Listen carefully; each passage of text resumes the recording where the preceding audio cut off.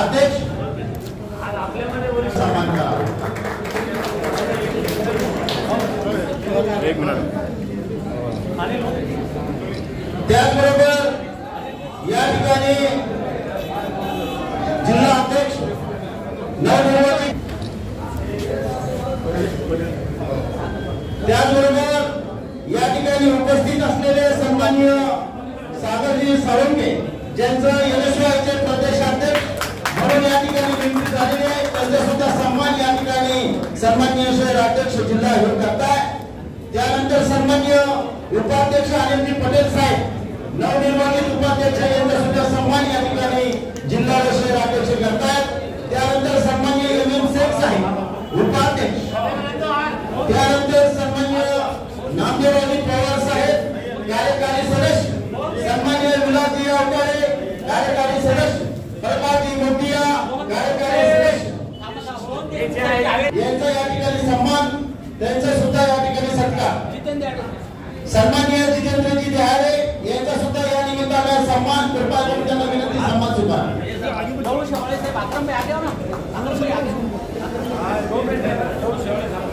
सन्माननीय लवजी शेवाळे साहेब यांचा सुद्धा या ठिकाणी सन्मान होतोय।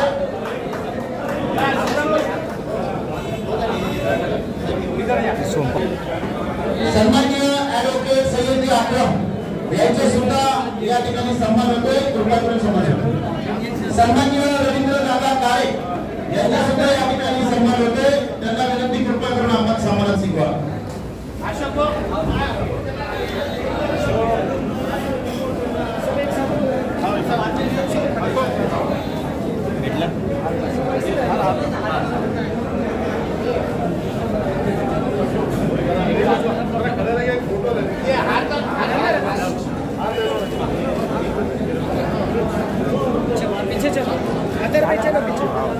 चलो एक फोटो कैसे मी मागे येणार सन्माननीय एमएम शेख साहेबांचा आगमन झाले, त्यांना विनंती कृपा करून आपण मंच पाहूया।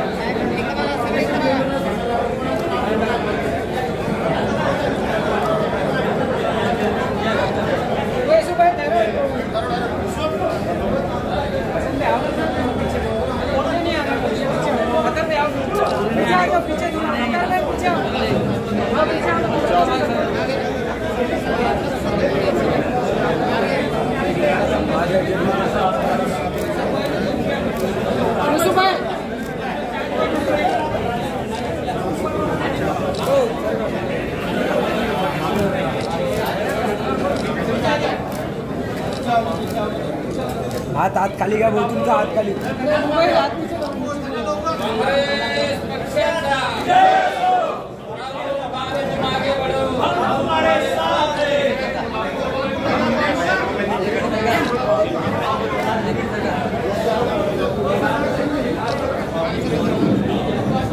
या ठिकाणी सेवादलचे प्रदेशाध्यक्ष आदरणीय विलासबापू अवकारे यांचे आगमन झालेले आहे, त्यांच्या प्रदेश काँग्रेस कमिटीमध्ये नियुक्ती झालेली आहे। मी शहर काँग्रेस कमिटीचे अध्यक्ष सन्माननीय शेखी सुबेला विनंती करतो की त्यांनी विलासबापू अवकारे यांचं स्वागत करावे।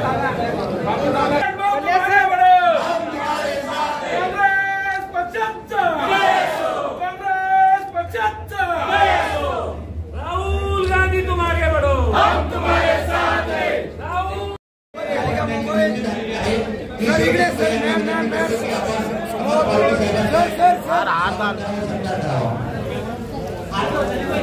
एक मिनिट इकडे समोर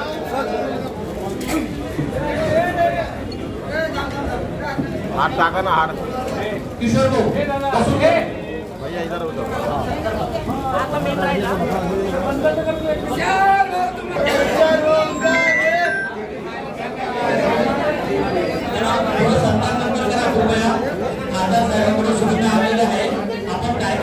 सुरुवात करून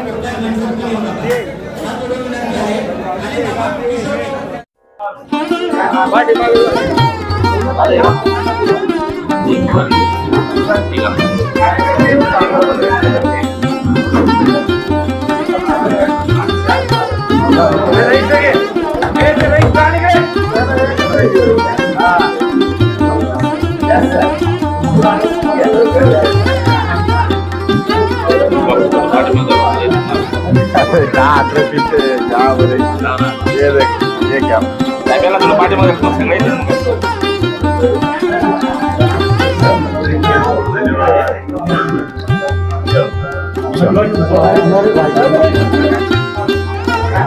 सगळे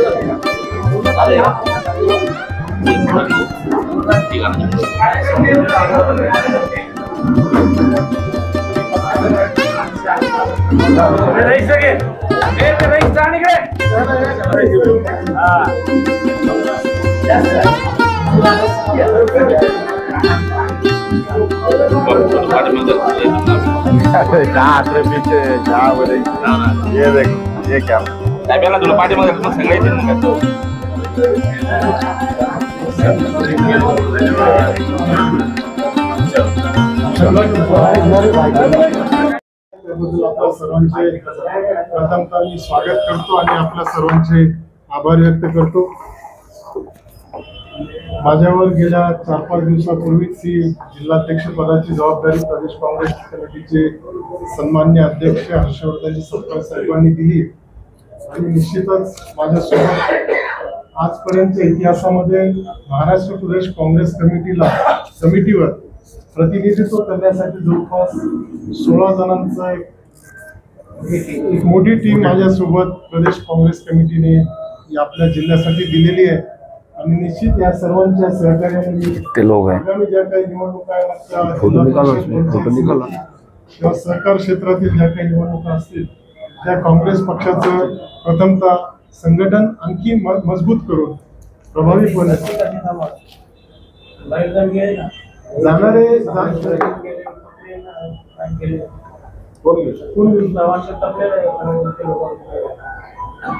सतीश चव्हाणांचे येऊन जाऊन 2-3दा इकडे तिकडे गेले ना. काल परवा तर ते इकडे आले होते, परत तिकडे गेले. हा, येणाऱ्या जाणाऱ्या त्याला हिशोब घेत ना का बसायचो.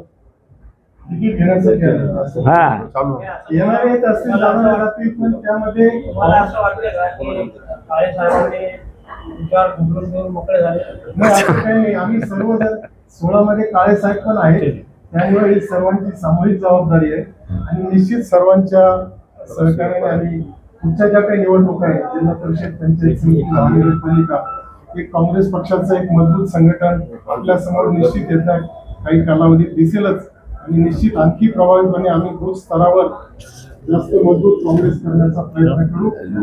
इसको चार्ज देने का किरण बोला त्याचं शाळा शिकवते कुठे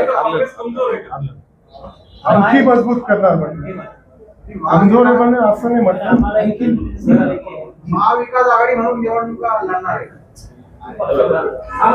आता ते तो युती आघाडीचा निर्णय पक्षश्रेष्ठ घेतली, परंतु आम्ही आमची ताकद मजबूत करून प्रत्येक जागा काँग्रेस पक्षाचा कार्यकर्ता कसा लढेल यासाठी आम्ही आमची तयारी सुरू. हा नाही आम्हाला तुम्हाला स्वातंत्र्य पहिलेच आहे तुम्हाला ते आता पण प्रदान करू. गावात जमिनीवरचा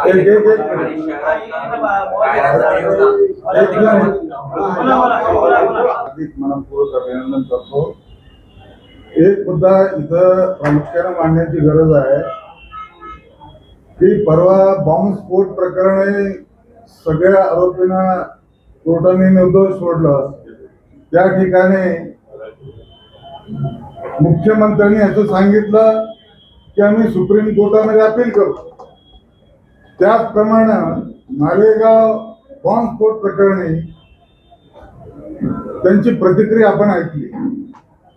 त्याच्यामध्ये ते काय म्हणाले की भगवा आतंकवाद कोर्टाने आतंकवाद कसा नाही हे कोर्टाने सिद्ध केलेलं आहे, परंतु त्या संदर्भामध्ये सुप्रीम कोर्टात जाण्याची त्यांनी भूमिका स्पष्ट केलेली नाही. त्याचा आम्ही निषेध करतो. ज्याप्रमाणे राहुलजींनी मुस्लिम धर्मियांसाठी वक्फ बोर्डाच्या साठी शेवटपर्यंत लढा दिला आणि ते एकमेव नेते असे आहेत ते मुस्लिम समुदायासाठी, त्यांच्या हक्कासाठी, त्यांच्या उत्थानासाठी राहुल गांधींनी जेवढे प्रयत्न केले तेवढे देशामध्ये कुणी पुढाकार घेतलेला. म्हणून राहुल गांधींचं अभिनंदन मी करतो. आणि ह्या पार्श्वभूमीवर भाषण आपण भाषणात बोलू सगळं असं तुम्हाला वाटतं. देशभरात दलितांनी, मुस्लिमांनी, ओबीसीनी आणि जनरल लोकांनी लोकसभेमध्ये आमच्या बाजूने कौल दिला. तुम्हाला असं कसं अजून कळेना? जर तसं नसतं तर आमच्या 40 जागेहून 100 जागा झाल्या असत्या का लोकसभेच्या? जिल्ह्यावरच बोलतोय मी जिल्ह्यावरच बोलू लागलो. ऐका मी जिल्ह्यावर बोलतोय. महाविकास आघाडीच्या माध्यमातून उमेदवारी खैरे साहेबाला दिली होती. जेवढे मतं त्यांना मिळाले ते मिळाले. शेवटी तो जनमताचा कौल आहे. उमेदवार आवडला मला नाही आवडला हे मतदाराच्या हातात आहे, तुमच्या माझ्या हातात आहे का? पण जर खैरे साहेबाची जागा सोडली तर राज्यभर, एकच मिनिट साहेब, राज्यभर महाविकास आघाडीच्या उमेदवाराला 35 ठिकाणी राज्यात निवडून दिलं.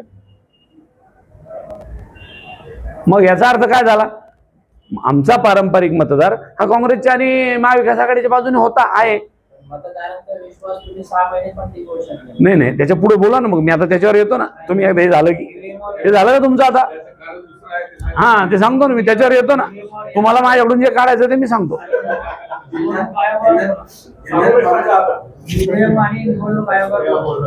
काय म्हणले? पण तरी काय बोलत होते? आयसीयू मध्ये सध्या ग्राउंड रिअलिटी मध्ये तुमच्याही लक्षात आहे गोष्टी. त्याला बळकट करण्यासाठी तुम्ही कोणकोणते नवीन स्टेप घेतलेले आहेत? हे बघा, या आमच्या सूत्रांची अशी माहिती आहे की नगरपालिकेपूर्वी काँग्रेस फुटणार आहे. काही कार्यकर्ते नाराज आहे अजून. त्यालाच धरून यांचा प्रश्न होता की निवडणूक आयोगावर बोला. त्यालाच धरून यांनी प्रश्न तर त्या प्रश्नाचं उत्तर असं आहे, विधानसभेमध्ये त्याच्यावरही बोलतो. त्याच्यामध्ये आपण या प्रश्नाचं सविस्तर उत्तर खऱ्या अर्थाने आदरणीय राहुल गांधी साहेबांनी दिलेलं आहे. तरी पण मी एकदा आपल्याशी बोलतो की त्या दिवशी जे मतदान झालं ते 4 वाजेपर्यंत किती झालं, 5 वाजेपर्यंत किती झालं आणि नंतर पेट्या बंद पर्यंत किती झालं याचा आम्हाला खुलासा करा. ते निवडणूक आयोग म्हणला आम्हाला तुम्हाला खुलासा देता येणार नाही. काय प्रॉब्लेम आहे द्यायला? का मतदान वाढलं अचानकपणाने एवढं? संध्याकाळी एका तासामध्ये 50 लाख 75 लाख असं मत लाखात वाढायला लागल्यावर कसं वागायचं आपलं ते सांगा ना मला. एक मुद्दा हा आहे. दुसरं 2024ला लोकसभेच्या निवडणुका झाल्या आणि विधानसभेच्या निवडणुकीमध्ये मतदार यादीत किती मतं वाढले? पूर्वी 5 लाख वाढत होते, आता किती वाढले? तुमच्याच पेपरला सगळ्यांना आकडे वाचले मी. वाढले की नाही? हा दुसरा मुद्दा. तिसरा विषय अजून एक त्याच्या पुढचा की मी तुम्हाला अजून सोपं करून सांगतो. लोकसभेची निवडणूक आणि विधानसभेची निवडणूक एका ठिकाणी एकत्र झाली महाराष्ट्र राज्यामध्ये. ती म्हणजे नांदेडला बाय इलेक्शनमध्ये. दादा ऐका, नांदेडला बाय इलेक्शन झालं लोकसभेचं. आपले लोकसभेचे खासदार दिवंगत झाले, निधन पावले. त्याच्यावर दुसरा बाय इलेक्शनला त्यांचा मुलगा दिला आणि ती निवडणूक लोकसभेच्या आणि विधानसभेच्या बरोबरीने झाली. आकडे काढा, मी तुम्हाला त्याचा खुलासा करतो. 2 लाख मतं लोकसभेच्या उमेदवाराला कमी झाली आणि 2 लाख मतं ही विधानसभेच्या उमेदवाराला 6 मतदारसंघातले जास्त झाले. मला सांगा, तुम्ही मतदान करायला आज गेल्यानंतर बटन दाबायला गेल्यावर एका मशीनचं बटन दाबतो माणूस आणि दुसरीचं दाबत नाही. असं कधी मतदार करतो का? मतदानाला गेल्यावर उमेदवारच नाही पटला तर माणूस नोटाचं बटन दाबेल. 2 लाख मतं पडेल साहेब. एका विधानसभा मतदारसंघात जवळजवळ 35 हजार मतं, 30 हजार मतं हे लोकसभेला कमी मिळाले आणि विधानसभेला जास्त मिळाले. याचा अर्थ तुम्ही काय काढला माहित नाही, पण मी हा काढला की लोकसभेच्या मशीनमध्ये घोटाळा केलेला नव्हता, विधानसभेच्या मशीनमध्ये केलेला होता. निवडणूक आयोगाने, सरकारने, सत्ताधारी लोकांनी. यांचा एक प्रश्न राहिला. जिल्ह्यामध्ये काँग्रेस आयसीयू व्हेंटिलेटरवर आहे. विधानसभेनंतर महानगरपालिका आणि शेतीला तुम्ही सामोरे जात आहे, पण तसं पक्षाचं संघटन दिसत नाही. सूत्रांची माहिती अशी आहे की शिंदे गटाकडे काँग्रेसचा एक गट फुटून जाऊ शकतो. अस्वस्थता वाढलेली आहे.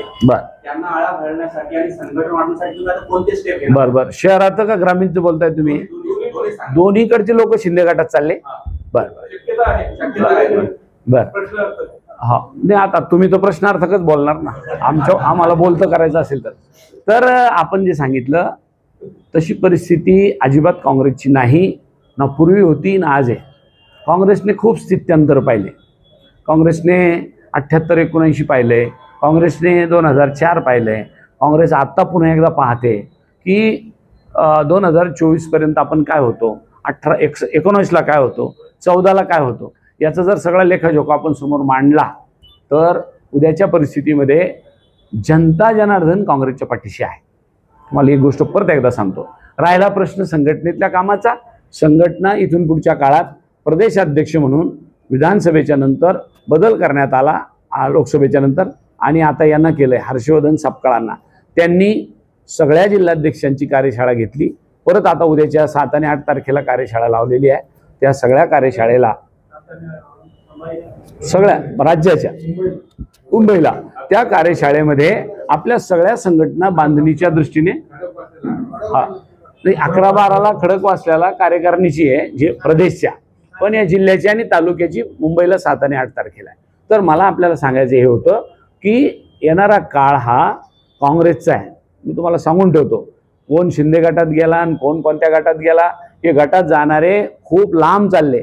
पण लोकसभेच्या निकालच्या अगोदर लोक कुठं कुठं गेले आणि परत लोकसभेचा निकाल लागल्यावर इकडे आले, लोकसभेचा निकाल इकडे लागल्यावर इकडे आले, विधानसभेचा लागल्यावर परत तिकडे गेले. हे जे उडते पंछी आहे ना, हे काय मग इकडे तिकडे जात राहणार आहे. याला राहुलजी म्हणतात स्लीपर सेल. हे लोक जाणारे येणाऱ्याची आम्हाला फार काळजी नाही.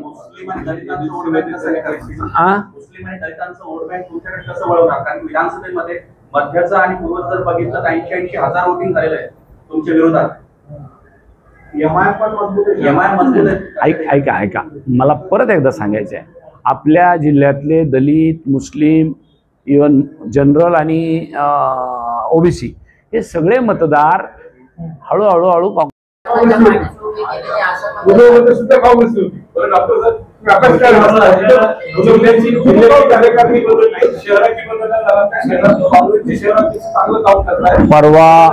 परवा जेव्हा 7 आणि 8 तारखेला मुंबईमध्ये कार्यशाळा प्रदेशाध्यक्ष घेतील त्यावेळेला सविस्तर निर्देश प्रदेशाध्यक्ष देतील, त्याप्रमाणे संघटनेची बांधणी सुरू आहे. दुसरा विषय आपण आता राज्यावर केला, मुंबई बॉम्बस्फोट असत, मालेगाव बॉम्बस्फोट असत, भाजपने आरोप केलाय याला जबाबदार काँग्रेस आहे. बॉम्बस्फोटाला जबाबदार काँग्रेस आहे, सुटले त्याला काँग्रेस जबाबदार आहे. जाणारच ना मग, ते सांगू ना सरकार. मला एक मिनिट थांबा. सरकारचे राज्याचे मुख्यमंत्री ज्याने असं बोलायला नाही पाहिजे, राज्याच्या मुख्यमंत्र्यांनी, की एखाद्या घटनेमध्ये बॉम्बस्फोट झाला आणि त्याच्यातले आरोपी निर्दोष सुटताय, त्यांनी असं स्टेटमेंट करायला पाहिजे होतं की मी काही आमच्याकडून कमी पडलं असेल साक्षीदार देताना किंवा एव्हिडन्स देताना, तर आम्ही निश्चितपणाने त्याच्यावर साकल्याने परत संशोधन करू, विचार करू आणि सुप्रीम कोर्टात आम्ही आमचं अपील दाखल करू. हे त्यांनी स्टेटमेंट करायला पाहिजे होतं. का उठलं सुटलं सगळे आरोप काँग्रेसवर लावून मोकळं व्हायचं.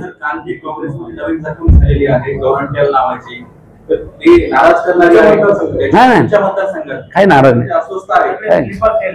हा, हे उत्तर मिळालं बा.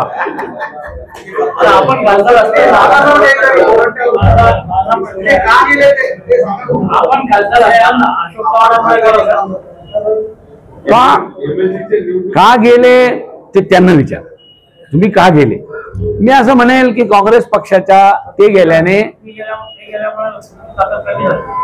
असं त्यांची ताकद खूप असते तर ते निवडूनच आले असते ना. ते निवडून असते आले का, त्यांच्या लक्षात आलं की आपली ताकद कमी होते म्हणून तिकडे जायचं काम पडलं.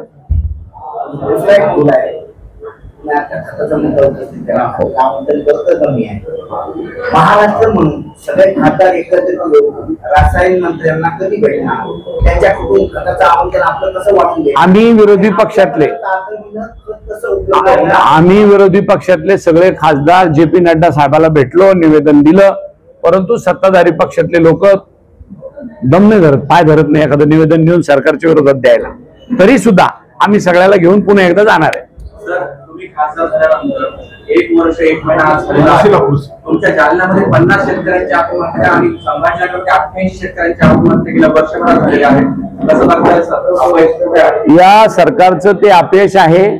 ते अपयश जनतेसमोर उघड करण्यासाठी परवाच आम्ही काँग्रेसचे महाराष्ट्रातले सगळे खासदार एकत्र येऊन लोकसभेच्या पायऱ्यावर प्रोटेस्ट केलं, आंदोलन केलं, ती प्रेस नोटही पाठवली आणि त्याच्यात आमची भावना एकच होती, ती म्हणजे शेतकऱ्याला कर्जमाफी करा, शेतकऱ्याचे शेतपिकाला दर द्या आणि त्याच्या शेताला पाणी द्या, रात्रीच्या ऐवजी दिवसा वीज द्या आणि त्याच्या मुलाला शिक्षण द्या.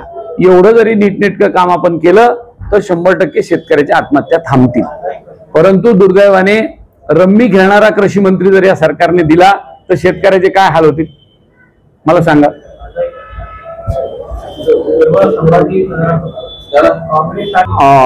त्यांची त्या प्रश्नाचं उत्तर आपल्याला हर्षवर्धन सपकाळ साहेब देतील, कारण तो पॉलिसी मॅटरचा भाग आहे. राज्यामध्ये काय करायचं, देशात काय करायचं. आता मी असं विनंती करेल आपल्या सगळ्यांना, आपल्या जिल्ह्याचे प्रश्न आहेत तर जरा नवीन अध्यक्ष झाले यांच्या सोबत आपण चर्चा करावी.